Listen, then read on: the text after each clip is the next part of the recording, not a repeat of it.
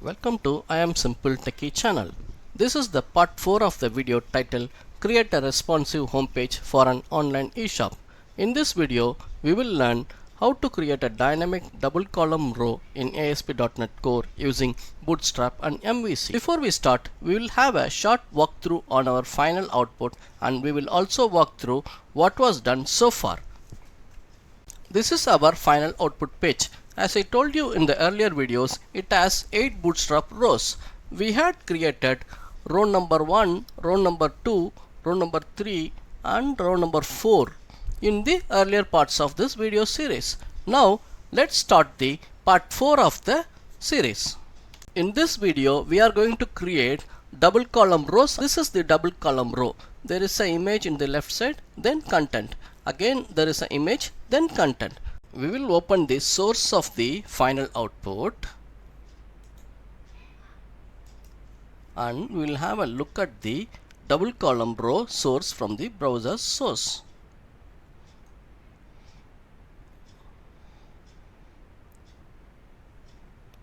This is the double column row source. We'll copy this and paste it to our index.cs HTML. Then we will also copy the required images of the double column row to our images folder.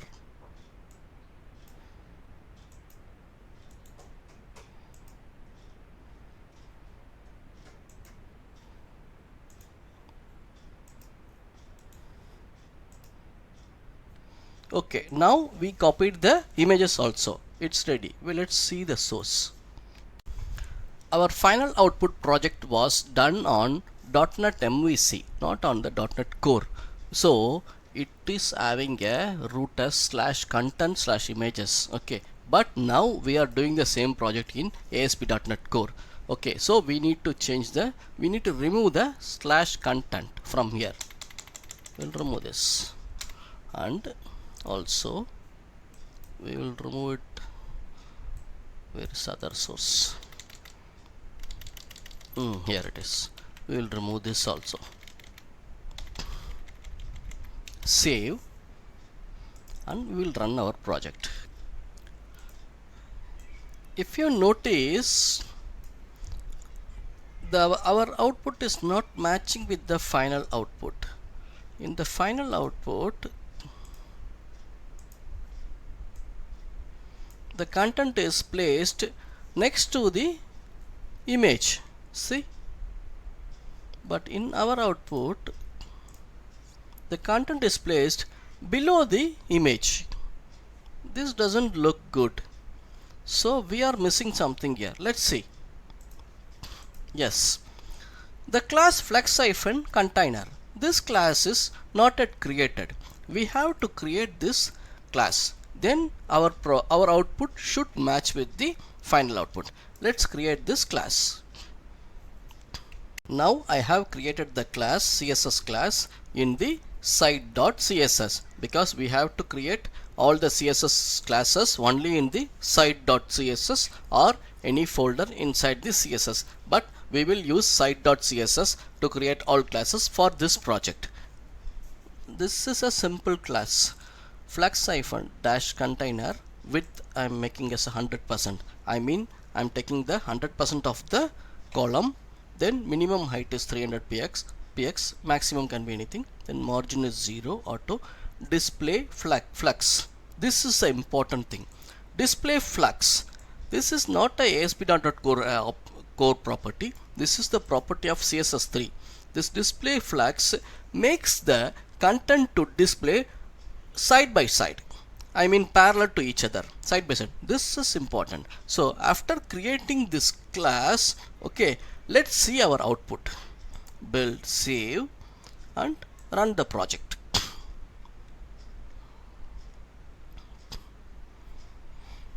Let's see. See, now it is coming proper. Content, image, and the content. Image and the content. Let's see our final output. In the final output also same. Image, content, image, content. Okay, this is the use of the flex.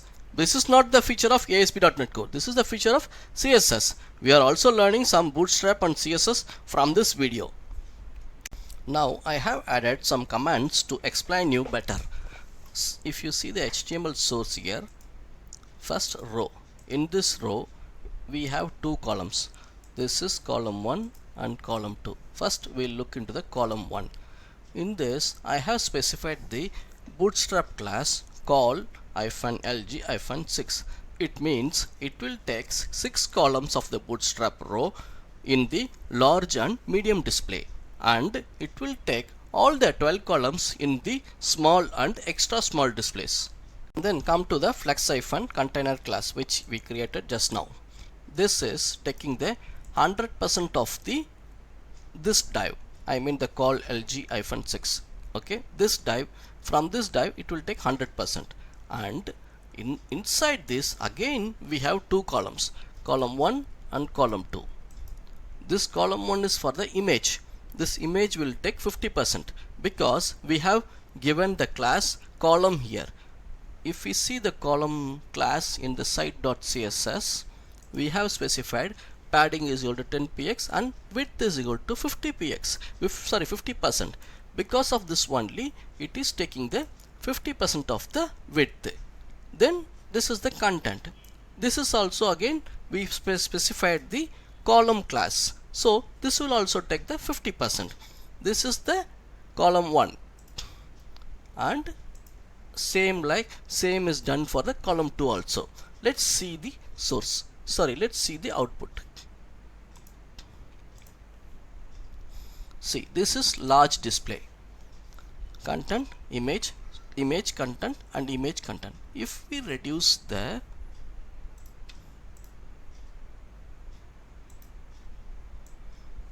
slowly, now this is medium display.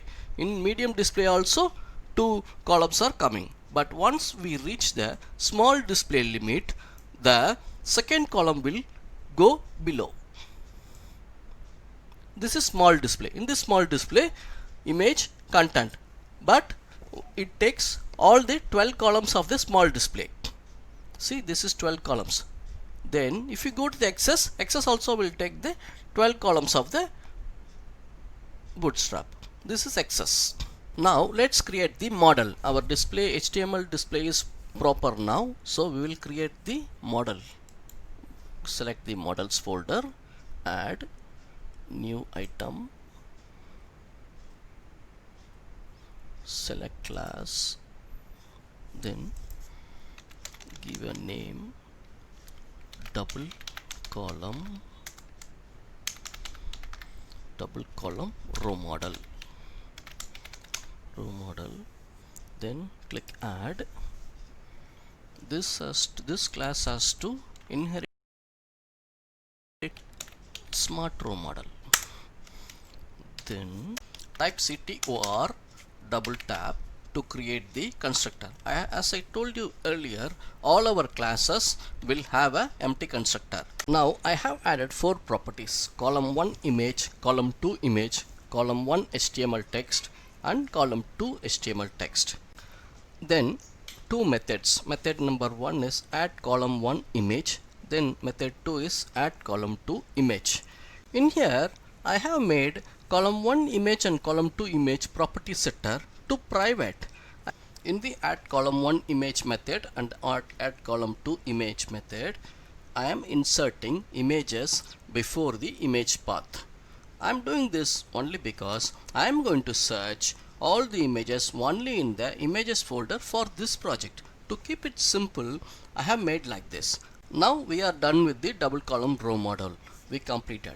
Let's go to the index view model to create the instance of this double column row model there. Let's add the instance variable of the double column row model. Double column, let us put, then get and private set equal to new of double column row model. Okay, let's add the properties in the load default values method. Double column equal to, it's already created, we don't need, we'll just add the images first. Add call one image, call one image, add call one image, add column one image of to image 1.jpg, and then we'll copy this and paste to image 2.jpg. We are done. Now we will create the double column dot call one the HTML text equal to, in here it is showing us error. If you read the error, the property or indexer call one HTML text cannot be used in this context because the set accessor is inaccessible, because we set it as a private. So we need to change this to public. Let's open the double column row model, then we'll make these two properties to public.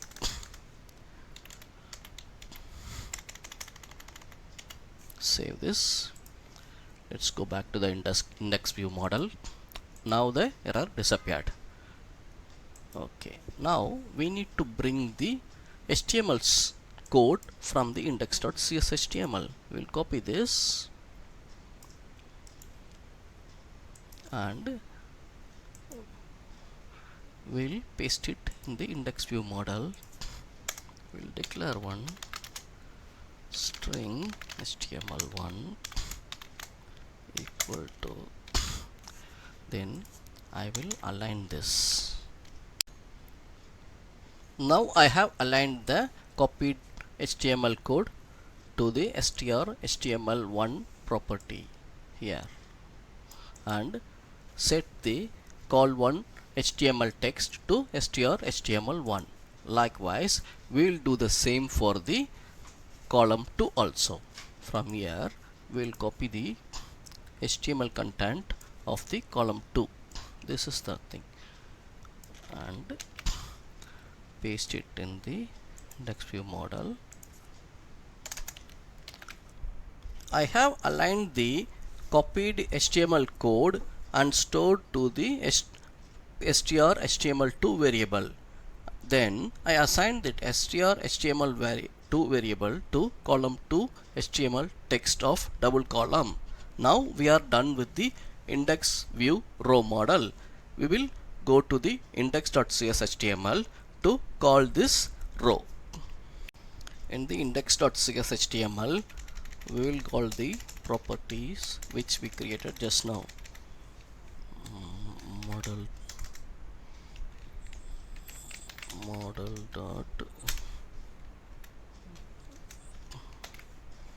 model dot model dot double column dot CSS class. Then we will set the image 1 URL dot content of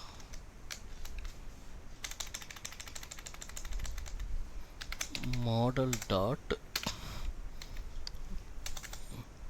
double column row dot call image 1. Done. Then we will delete this completely and call the model dot double column dot call one HTML text, and then we'll completely delete the flex container div itself from here because it's same. We'll copy it from here.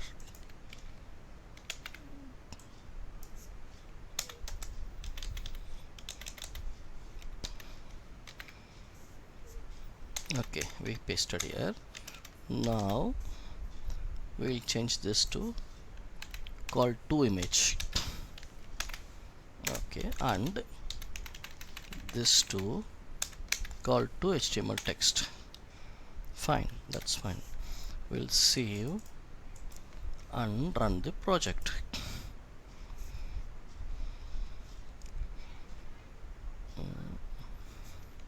Oh, image is also not displaying, HTML is also not rendered. So there is a error in the model. We will check that one. Before that we will see the source, what it says, why it is not appeared, why the image is not appeared. Okay, we gave the extension wrongly. Here we are calling JPEG, but we should have given JPG only. No problem, we will correct it. Now I corrected the extension. After correcting, the image is displaying. Okay, but still the HTML is not rendered properly. This is because it thinks that it is just a text. We need to convert this into HTML string. For that, there is a special method in the HTML class. We'll use that one. First, we will change this column 1 HTML text and column 2 HTML text to HTML string. Yes, there is. And HTML string. Then after, we need to go to the index view model. Here it shows error because you cannot set as a string. We will set it as a HTML string.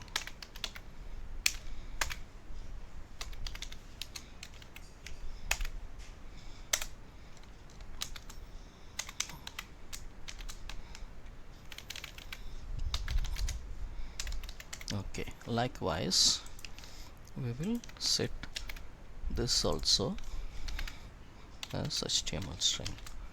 Now there is no error. We will build and run the project. Hope we will get the expected output now.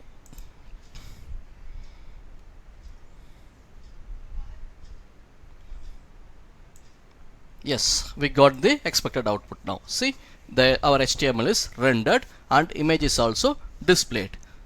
Now we will convert this into a partial view because we have already converted all our rows into partial views. I will tell you why we converted, because in the later stages we wanted to use this row anywhere in the project. It's not only in the index page. If you want, we can use this any of the rows in detail page also. So we'll convert this row into partial view. Right click the shared folder and click add view, razor view, then click add, then it's already clicked create as partial view. Then we will give the partial view a name, double column row, double column row, double column row, then click add. It's the partial view is being created.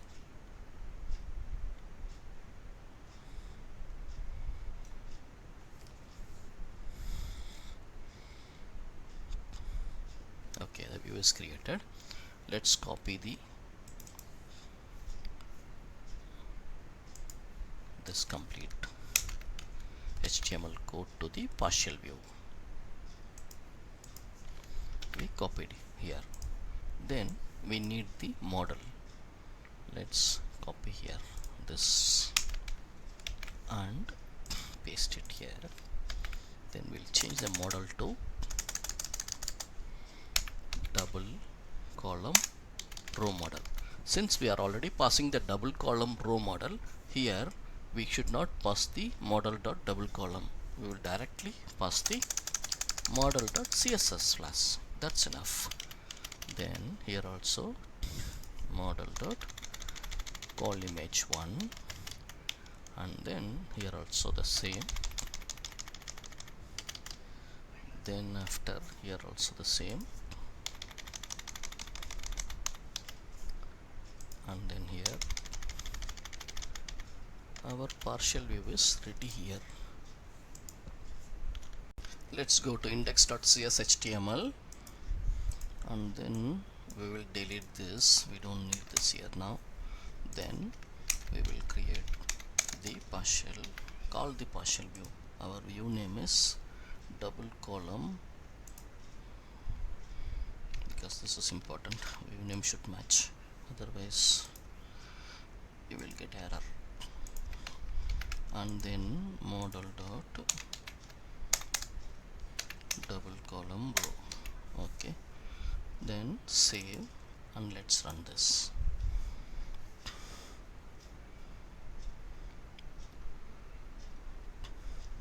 Let's see, yeah, it's rendered properly. So our partial view is rendered properly and we are done with this column.